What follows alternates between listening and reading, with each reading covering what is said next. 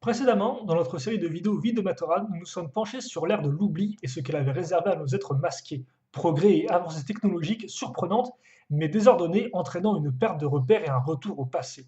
Il est maintenant temps de faire un bond dans le temps vers la prochaine période, l'ère du futur. Une époque marquée par une industrialisation continue, mais bien plus maîtrisée et où la seule limite semble être les cieux. Une période de prospérité où technologie et nature cohabitent harmonieusement.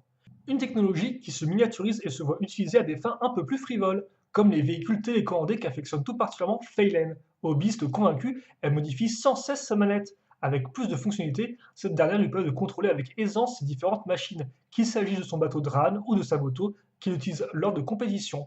Toutefois, certaines choses ne changent jamais, et les nouvelles technologies sont avant tout développées dans un but militaire. Armes à feu automatiques et lance-missiles permettent à des groupes paramilitaires, comme celui auquel appartient M, de se défendre par leurs propres moyens contre leurs ennemis. Rapide et agile, c'est une patriote engagée, prête à se sacrifier pour la cause de son groupe. Territoriale au possible, elle est hélas aussi la preuve que la haine de l'autre est toujours bien présente, même à cette époque, dès lors qu'elle est inculquée par les générations précédentes.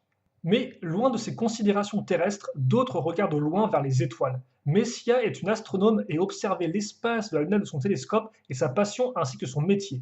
Fascinée par les astres et les étoiles, elle ne peut s'empêcher de prendre note sur tout ce qu'elle observe. Tant et si bien qu'elle a même fini par devenir enseignante, propageant ainsi tout le savoir qu'elle a accumulé avec les années.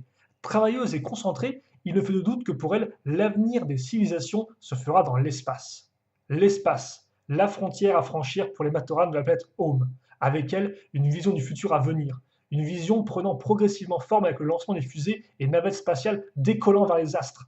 L'espace devient alors un carrefour où se rejoignent les peuples de toutes les planètes du système solaire. Une nouvelle page se tourne alors et entre accords et désaccords, unité et chaos, paix et conflit, l'univers entier est chamboulé. Et si certains Matoran se voient comme acteurs majeurs du spectacle à venir, d'autres, comme Defian et Akien, préfèrent rester en retrait, simples spectateurs accidentels face au silence de l'espace. Dans la lente agonie d'un noir infini, ils croisent leurs regards pour la première et la dernière fois avant de disparaître à tout jamais oubliés dans les méandres du temps et de l'espace. Et ainsi se conclut notre quatrième, mais aussi dernière partie sur les Matoran d'Universcape à travers les époques. Bien sûr, cette petite série de vidéos n'était qu'un bref aperçu de l'univers. Les Matoran cachent encore d'autres secrets et ils sont entourés par une multitude d'espèces qui ont elles aussi leurs propres histoires. Mais pour le moment, on s'arrêtera là tout en espérant que vous aurez apprécié cette petite tour d'horizon d'Universcape en compagnie de ces petits êtres masqués.